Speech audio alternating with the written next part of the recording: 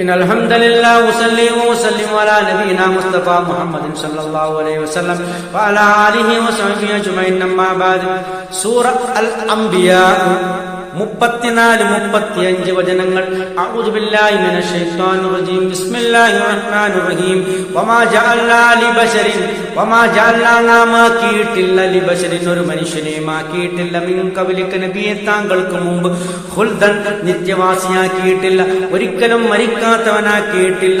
അഫയിമ്മിത്ത ഇനി താങ്കൾ മരിക്കുകയാണെങ്കിൽ ഫഹും ഖാലിദൂൻ അവർ നിത്യവാസികളായി മാറുമോ? മക്ക മുശ്രിക്കുകൾ, അറബി മുശ്രിക്കുകൾ അല്ലാഹുവിന്റെ റസൂലിനെതിരെ അതികഠിനമായ ഒരു ആരോപണം ഉന്നയിക്കുകയാണ്. എന്താണത്? ഈ മുഹമ്മദ് മരണപ്പെടുകയാണെങ്കിൽ അതോടുകൂടി തീരും ഇതെല്ലാം. അതുകൊണ്ട് എങ്ങനെയെങ്കിലും അദ്ദേഹം മരിക്കട്ടെ എന്നവർ ആഗ്രഹിക്കുകയാണ്. നോക്കൂ, നിങ്ങൾ ഒരു മനുഷ്യനോട് അല്ലെങ്കിൽ ഒരു വ്യക്തിയോട് അല്ലെങ്കിൽ ഒരു സംഘത്തോട് അതികഠിനമായ വൈരാഗ്യം അത് മൂത്തു വരുമ്പോൾ മനുഷ്യന്റെ മനസ്സെങ്ങനെയാണ് മാറുന്നത്?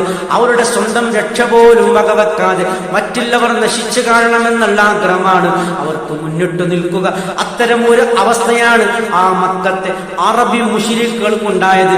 അവർ സ്വയം തമ്മിൽ പറയുകയാണ്, ഈ മുഹമ്മദ് മരണപ്പെടുകയാണെങ്കിൽ അതോടുകൂടി തീരുമല്ലോ ഈ ശല്യമെല്ലാം എന്ന് അവർ തമ്മിൽ പറയുകയാണ്. അതിനെയാണ് അല്ലാഹു സുബ്ഹാനഹു വ തആല ശക്തമായ ഭാഷയിൽ മറുപടിയാണ് കൊടുക്കുന്നത്. അഫയിമ്മിത്ത നബിയെ താങ്കൾ മരണപ്പെടുകയാണെങ്കിൽ ഫഹും ഖാലിദൂൻ അവർ നിത്യവാസികളായി മാറുമോ? താങ്കൾക്ക് മുമ്പ് ഒരാളെയും നാം നിത്യവാസികളാക്കിയിട്ടില്ല എന്നുള്ള ഇതിന്റെ സബബു നുസൂലാണ് നാം മനസ്സിലാക്കേണ്ടത്. എന്നാൽ മാത്രമേ ആയത്തിൽ എന്താണെന്ന് പറയുന്നത് നമുക്ക് മനസ്സിലാകും. കുല്ലു നഫ്സിൻ ദായിഖത്തുൽ മൗത്ത് എല്ലാ ദേഹവും അത് മരണത്തെ രുചിക്കുന്നതാണ്.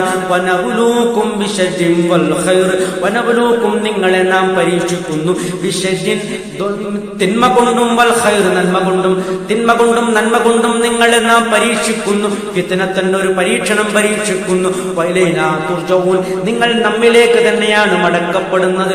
അല്ലാഹു സുബ്ഹാനഹു വ തആല വിശദീകരിക്കുകയാണ്, ഈ ഐഹികമായ ജീവിതം എന്ന് പറയുന്നത് അത് താൽക്കാലികമാണ്. നന്മ കൊണ്ടും തിന്മ കൊണ്ടും നിങ്ങളെ താൽക്കാലികമായി നാം ഒരു പരീക്ഷണം പരീക്ഷിക്കും. അതിൽ വിജയിക്കുന്നതാരി പരാജയപ്പെടുന്നതാരി എന്ന് നാം സൂക്ഷ്മമായി നിരീക്ഷിച്ചുകൊണ്ടവർക്ക് അതിന് അർഹതമായ പ്രതിഫലം നൽകുന്നതാണ്. അതൊക്കെയാണ് അല്ലാഹു നൽകുന്ന സൂചന. നോക്കൂ നിങ്ങൾ, ഇതാണ് നമുക്ക് ഇതുമായി ബന്ധപ്പെട്ട് വിശദീകരിക്കാനുള്ളത്. ഇത്രയുമാണ് ഇതുമായി ബന്ധപ്പെട്ട് പറയാനുള്ളത്. സത്യമായി മനസ്സിലാക്കുന്ന സജ്ജനങ്ങളിൽ നിന്നുള്ള ഉൾപ്പെടുത്തി കരിക്കുമാറാകട്ടെ. അൽഹംദുലില്ലാഹി.